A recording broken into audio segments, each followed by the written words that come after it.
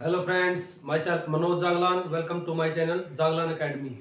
पिछले टॉपिक के अंदर हमने नर्वस सिस्टम के बारे में स्टडी किया था, नर्वस सिस्टम को क्लासिफाइड किया था और पेरिफेरल जो नर्वस सिस्टम है उसके बारे में हमने डिटेल से स्टडी किया था।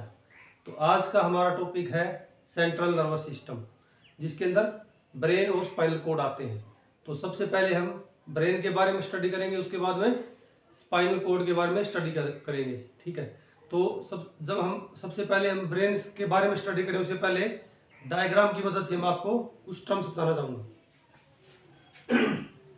ये वाला जो डायग्राम है ये ब्रेन का डायग्राम है। ठीक है, ये जो आगे वाला पार्ट है, ये वाला पार्ट, इसको बोलते हैं फोर ब्रेन। ठीक है, उसके बाद इसके तीन पार्ट होते हैं, सेरिबेलम ये वाला पार्ट। ठीक है, उसके बाद में थैलेमस और थैलेमस के नीचे हाइपोथैलेमस। ठीक है, उसके बाद मिड ब्रेन, ये वाला जो पार्ट होता है इसको मिड ब्रेन बोलते हैं। उसके बाद हाइंड ब्रेन के फिर तीन पार्ट होते हैं, सेरिबेलम। अब यहाँ देखना, ये सेरिब्रम है, फोर ब्रेन का पार्ट है। ये सेरिबेलम है जो कि हाइंड ब्रेन का पार्ट है। पोन्स वेरोलाई या पोन्स बोल देते हैं, पोन्स वेरोलाई बोल देते हैं। और मेडुला ओब्लोंगेंटा,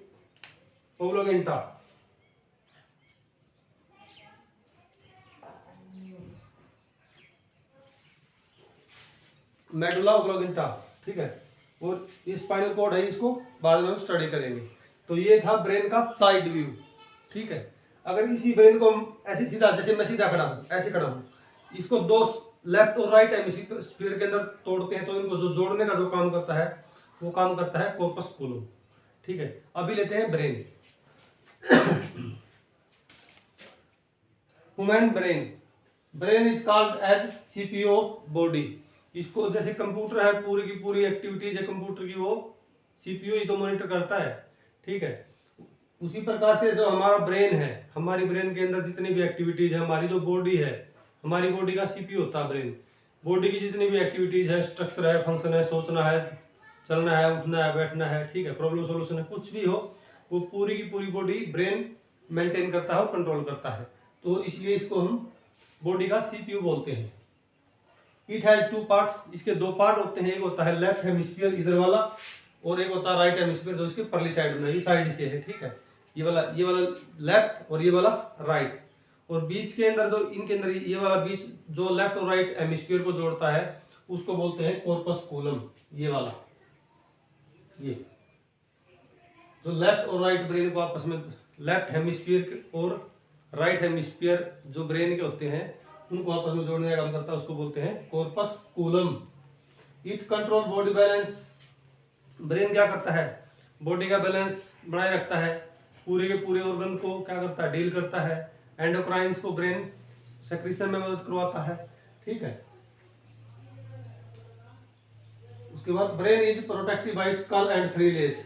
ब्रेन जो हमारी खोपड़ी होता है, खोपड़ी के अंदर जो स्कल नहीं होता, स्कल के अंदर ब्रेन पाया जाता है, और स्कल के अलावा तीन लेयर और पाई जाती हैं ब्रेन के अंदर जो हमारे ब्रेन की प्रोटेक्शन करती है।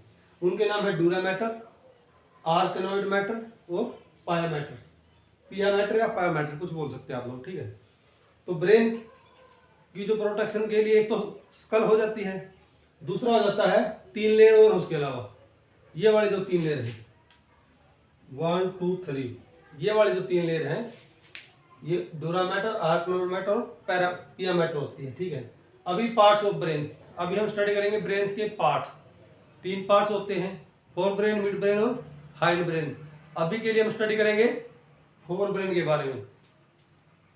फोर ब्रेन क्या होता है, ये सबसे आगे वाला भाग होता है। ठीक है, इसलिए इसको हम फोर ब्रेन बोलते हैं।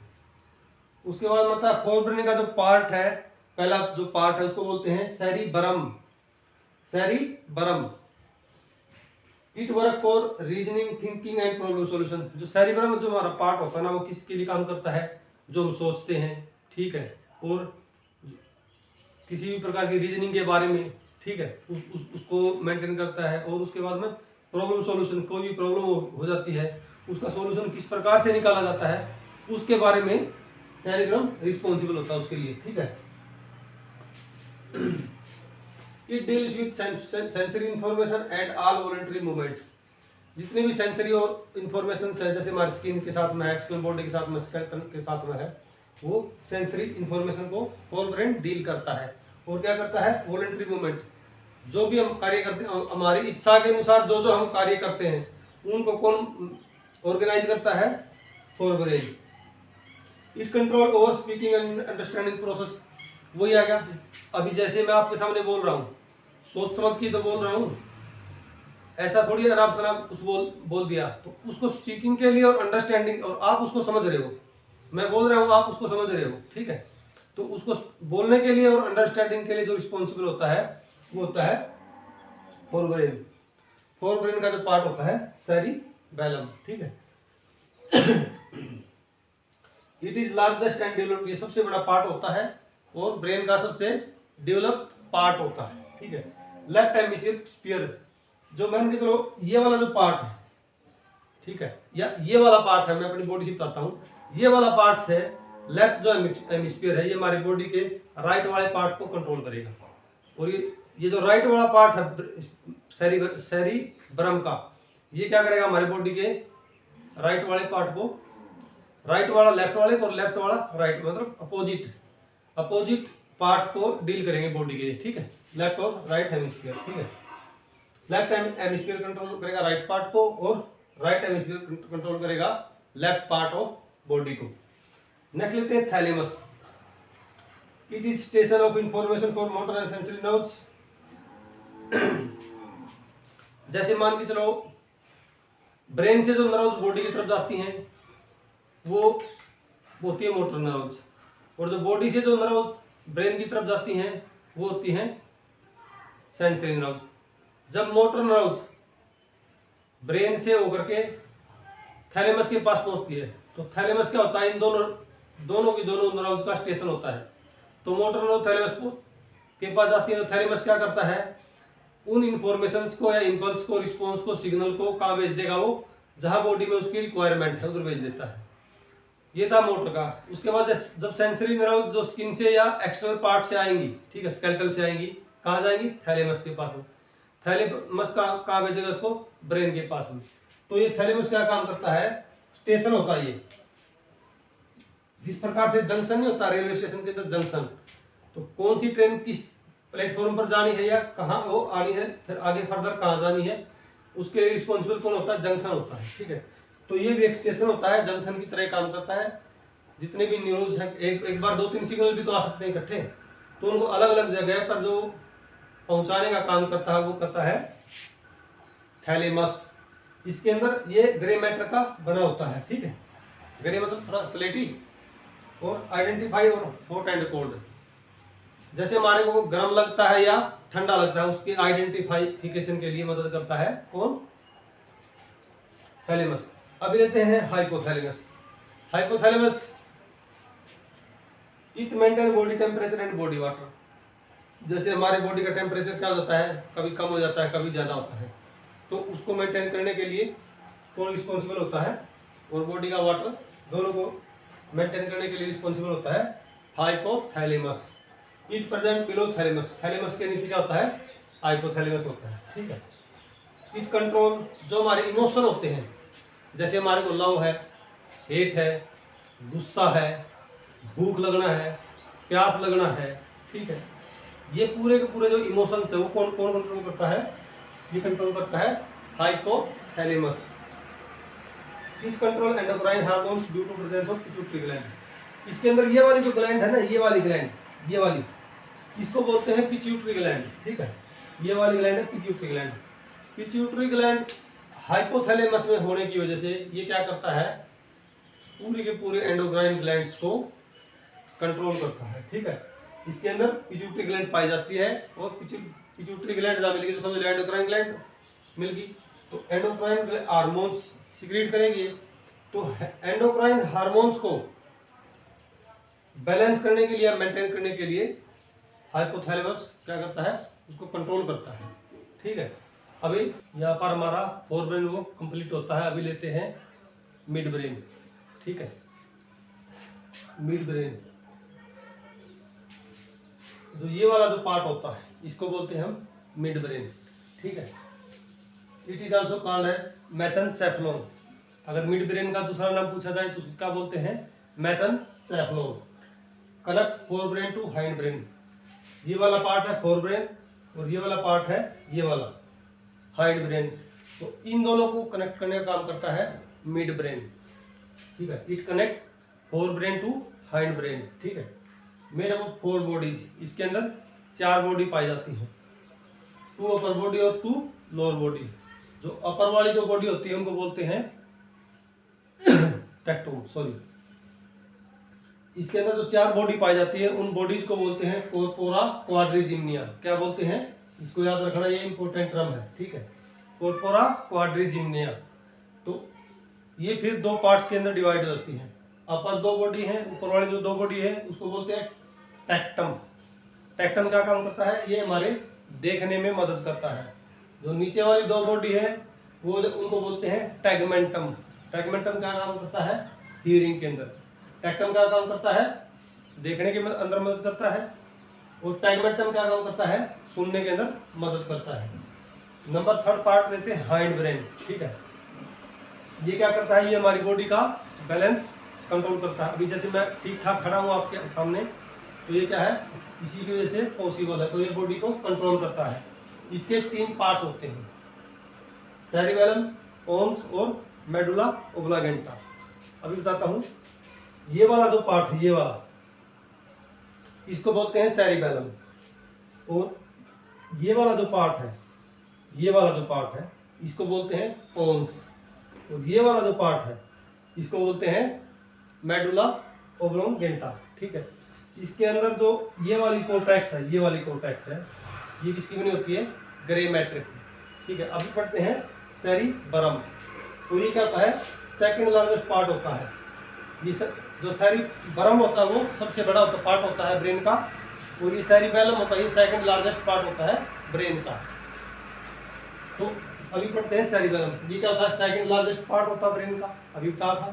ठीक है, present back side of brain. Brain के पीछे वाले पोर्शन के अंदर, यहाँ पर ये पीछे वाला पोर्शन हो गया, ये आगे वाला होगा। तो ब्रेन के बैक साइड के अंदर ये प्रेजेंट होता है। ठीक है, it's cortex is made of grey matter. जो इसकी कोर्टेक्स थी सेरिबेलम की, वो किसकी बनी होती है? ग्रे मैटर की। ये भी कई बार क्वेश्चन फंस जाता है। ठीक है, ये क्या करता है? बॉडी बैलेंस मेंटेन मदद करता है। ठीक है, मतलब ये हाइंड ब्रेन का ही पार्ट है, तो क्या करेगा? ये बॉडी बैलेंस को मेंटेन करने में मदद करता है। It coordinates all muscular activities. जितनी भी हमारी मसल्स के अंदर एक्टिविटीज होती है वो कंट्रोल करता है सेरिबेलम। ठीक, नेक्स्ट लेते हैं पोन्स। पोन्स इसका हाइंड ब्रेन का सेकंड पार्ट है। ठीक है, इसको क्या बोलते हैं? मेसेनसेफलोन। और इसको क्या बोलते थे? मेसेनसेफलोन। तो पोन्स को दूसरा नाम अगर कोई पूछा जाए तो क्या होता है? वो मेसेनसेफलोन।